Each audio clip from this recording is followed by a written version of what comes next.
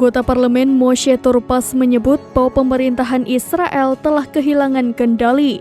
Bahkan dirinya menyerukan agar pemilihan di Israel segera dan secepatnya dilakukan.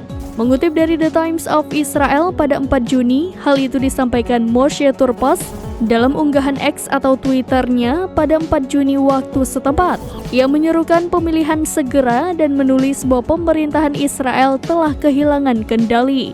Diketahui selain para anggota parlemen Israel, warga juga menuntut agar pemerintahan mengambil tindakan yang jelas guna memulihkan keamanan.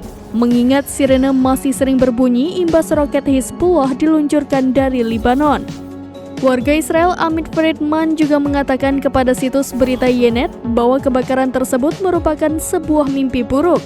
Ia menuntut pemerintahan berurusan dengan wilayah utara. Amit menganggap pemerintah melupakan warganya dan seolah-olah memberikan izin kepada pemimpin Hizbullah Hasan untuk melakukan apapun itu. Di satu sisi, Ben Gvir bahkan menyatakan bahwa apa yang terjadi di utara adalah kebangkrutan moral, serta mengecam manajemen yang ceroboh oleh kabinet perang mereka yang disebutnya masih terjebak dalam konsepsi perang jangka panjang. Ia mengatakan apa yang terjadi di utara adalah kebangkrutan moral dan mengecam kabinet yang diduga masih terjebak dalam konsepsi bahwa serangan balik terbatas akan membawa dampak jangka panjang.